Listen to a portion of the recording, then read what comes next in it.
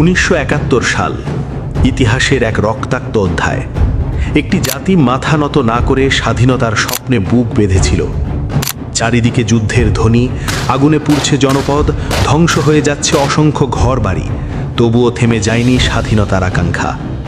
9 মাসের দীর্ঘ রক্তক্ষয়ী সংগ্রাম আর অগণিত আত্মত্যাগের বিনিময়ে পৃথিবীর মানচিত্রে জন্ম নেয় একটি নতুন রাষ্ট্র, বাংলাদেশ। তখন বয়স কতই বা ছিল? 18, 20 কিংবা 22?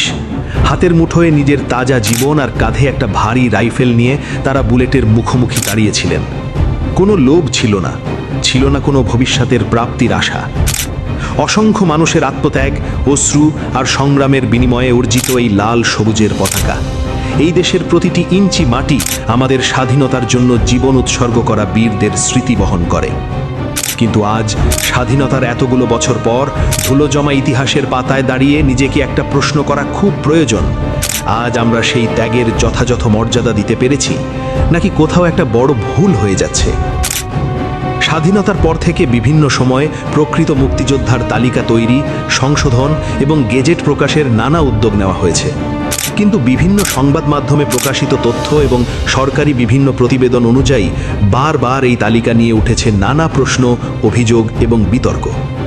শুধু মুক্তিযোদ্ধার তালিকাই নয়, একটি প্রশ্ন আজও অনেকের মনে ঘুরে বেড়ায়: মুক্তিযুদ্ধের সব ইতিহাস, সব ত্যাগ আর সব অজানা গল্প কি আমরা সত্যিই জানতে পেরেছি, নাকি এখনও এমন অনেক অধ্যায় রয়ে গেছে যেগুলো সময়ের আড়ালেই থেকে গেছে? এসব বিষয় নিয়ে আমরা অন্য কোনো পর্বে বিস্তারিত আলোচনা করব। কিন্তু থামুন, আজকের আলোচনাটা অন্য কিছু নিয়ে। আজ আমরা কথা বলবো প্রকৃত মুক্তিযোদ্ধার সম্মান, তাদের প্রাপ্য অধিকার এবং মুক্তিযোদ্ধার তালিকা নিয়ে বিভিন্ন সময়ে ওঠা প্রশ্ন এবং বিতর্ক নিয়ে। চলুন শুরু করা যাক। বিভিন্ন সময়ে মুক্তিযোদ্ধার তালিকা নিয়ে প্রশ্ন, অভিযোগ এবং বিতর্ক সামনে এসেছে। এসব অভিযোগের পরিপ্রেক্ষিতে বিভিন্ন সময়ে সরকার যাচাই বাছাই কার্যক্রম পরিচালনা করেছে এবং যাচাই শেষে কিছু সনদ ও তালিকাভুক্তি বাতিলও করা হয়েছে। কিন্তু প্রশ্ন হলো, এই দীর্ঘ যাচাই ও সংশোধনের প্রক্রিয়ায় প্রকৃত মুক্তিযোদ্ধার সম্মান, স্বীকৃতি ও অধিকার কি সবসময় যথাযথভাবে নিশ্চিত হয়েছে? ভিডিওটি শেষ পর্যন্ত দেখুন, কারণ আজ আমরা আবেগ নয়, তথ্য, ইতিহাস এবং বিভিন্ন সময়ে প্রকাশে আসা তথ্যের আলোকে এই বিষয়টি বোঝার চেষ্টা করব। আসলে বিতর্কটা ঠিক কোথায়? বিভিন্ন জাতীয় গণমাধ্যমে প্রকাশিত অনুসন্ধান এবং জাতীয় মুক্তিযোদ্ধা কাউন্সিলের বিভিন্ন সময়ের প্রতিবেদন বিশ্লেষণ করলে একটি উদ্বেগজনক চিত্র সামনে আসে। অভিযোগ রয়েছে বিগত বিভিন্ন সরকারের সময় রাজনৈতিক বিবেচনা, প্রভাব কিংবা অনৈতিক লেনদেনের মাধ্যমে এমন কিছু মানুষ মুক্তিযোদ্ধা হিসেবে তালিকায় নাম অন্তর্ভুক্ত করেছেন যারা 1971 সালের যুদ্ধের মাঠে তো দূর, অনেকের হয়তো অস্ত্র ধরার বয়সও হয়নি। এমনকি বিভিন্ন সময় এমন খবরও সংবাদ শিরোনাম হয়েছে যেখানে খোদ সরকারি উচ্চপদস্থ কর্মকর্তা বা প্রভাবশালী ব্যক্তিরা ভুয়া সনদের আশ্রয় নিয়ে মুক্তিযোদ্ধা কোটার সুবিধা নেওয়ার চেষ্টা করেছেন। যখন একটি স্বাধীন দেশে টেবিলের তলা দিয়ে বা ক্ষমতার জোরে জাল সার্টিফিকেট তৈরি হয়, তখন তা কেবল একটি কাগজের টুকরো থাকে না, তা হয়ে ওঠে আমাদের ইতিহাসের সবচেয়ে বড় অপমাননা। কিন্তু এর ক্ষতিকর প্রভাবটা আসলে কোথায় পড়ছে? রাষ্ট্র যখন ভুয়া মুক্তিযোদ্ধার পেছনে জনগণের ট্যাক্সের টাকা থেকে কোটি কোটি টাকার সম্মানী ভাতা, সুযোগ সুবিধা কিংবা চন্দ্রিতা কোটার বরাদ্দ দেয়, তখন দুটি বড় অন্যায় ঘটে। প্রথমত, রাষ্ট্রের সম্পদের অপচয় হয়, আর দ্বিতীয়ত এবং সবচেয়ে ভয়ঙ্কর বিষয় হলো, যে বীরেরা নিজের জীবন বাজি রেখে যুদ্ধ করেছিলেন তাদের আত্মত্যাগের মর্যাদা এই ভুয়াদের ভিড়ে ম্লান হয়ে যায়। একজন প্রকৃত মুক্তিযোদ্ধা যখন দেখেন তার পাশের চেয়ারটিতেই একজন ভুয়া সনদধারী বসে একই সম্মান ভোগ করছে, তখন সেই বীরের মনে যে নীরব রক্তক্ষরণ হয়, তার দায় কি এই সমাজ এড়াতে পারবে?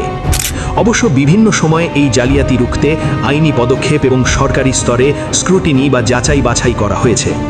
হাজার হাজার ভুয়া সনদ বাতিলও করা হয়েছে। কিন্তু প্রশ্ন হলো, এই চক্রের গোড়া ঠিক কোথায়? কেন বারবার তালিকা সংশোধন করার পরও প্রতিবারই নতুন করে ভুয়াদের নাম জড়িয়ে পড়ার অভিযোগ ওঠে? কেন এই স্পংসশীল তালিকাটিকে সব ধরনের রাজনৈতিক এবং ব্যক্তিগত প্রভাবের ঊর্ধ্বে 100% স্বচ্ছ রাখা সম্ভব হচ্ছে না? এই গোলধাঁধার শেষ কোথায়? কিভাবে আমরা আমাদের ইতিহাসের এই পবিত্রতম অংশটিকে কলঙ্ক মুক্ত করতে পারি? গবেষকদের মতে এর উপায় কিন্তু খুব সহজ, যদি সদিচ্ছা থাকে। 1971 সালের যুদ্ধের পরপরই সেক্টর কমান্ডারদের তৈরি করা আদি তালিকা, ভারতের ট্রেনিং ক্যাম্পের রেকর্ড এবং লাল মুক্তিবার্তার মতো মূল দলিলগুলোকে চূড়ান্ত ভিত্তি ধরলে জালিয়াতির কোনো সুযোগ থাকে না। এর চেয়েও বড় সমাধান হলো স্থানীয় স্তরে উন্মুক্ত যাচাই বাছাই। কোনো বদ্ধ ঘরে বা ফাইলের আড়ালে নয়, প্রতিটি এলাকায় স্থানীয় মানুষ এবং সহযোদ্ধাদের উপস্থিতিতে প্রকাশ্য শুনানির মাধ্যমে এই তালিকা করা উচিত। কারণ যুদ্ধক্ষেত্রে যিনি পাশে ছিলেন তার চেয়ে বড় সাক্ষী আর কেউ থাকতে পারে না। কিন্তু মনে রাখা প্রয়োজন, সম্মান মানে কেবল কিছু মাসিক ভাতা বা সার্টিফিকেট নয়। আজ স্বাধীনতার এত বছর পরও যখন দেখা যায় কোনো প্রকৃত মুক্তিযোদ্ধার রিক্সা চালাচ্ছেন কিংবা চিকিৎসার অভাবে কষ্ট পাচ্ছেন, তখন তা আমাদের জন্য চরম লজ্জাজনক। সম্মান তখনই নিশ্চিত হবে যখন দেশের প্রত্যেকটা হাসপাতালে বীর মুক্তিযোদ্ধারা বিনামূল্যে সর্বোচ্চ চিকিৎসা পাবেন এবং যে কোনো রাষ্ট্রীয় দপ্তরে সবার আগে অগ্রাধিকার পাবেন। রাষ্ট্র নিজে থেকে তাদের খুঁজে বের করে সম্মান জানাবে, এটাই হওয়া উচিত ছিল আসল নিয়ম। আমরা যদি আজ আসল বীরেদের অবহেলা করি, তাহলে আগামী দিনে দেশের জন্য জীবন দেওয়ার মতো তরুণ আর কেউ তৈরি হবে না। মনে রাখতে হবে, মুক্তিযুদ্ধ কোনো রাজনৈতিক পরিচয় নয়, এটি আমাদের স্বাধীনতার ইতিহাস। যদি কোথাও অনিয়ম থেকে থাকে, তবে তার নিরপেক্ষ তদন্ত হওয়া উচিত। আর যারা সত্যিই এই দেশের জন্য জীবন বাজি রেখেছিলেন, তাদের সম্মান ও অধিকার রক্ষা করা আমাদের সবার দায়িত্ব। প্রকৃত মুক্তিযোদ্ধার সম্মান আরও স্বচ্ছভাবে নিশ্চিত করতে কী করা উচিত? কমেন্টে আপনার মতামত জানান। এমন আরও তথ্যভিত্তিক অনুসন্ধান দেখতে সিগন্যাল 3 এর সঙ্গে থাকুন। আবার দেখা হবে নতুন এক সত্যের অনুসন্ধানে।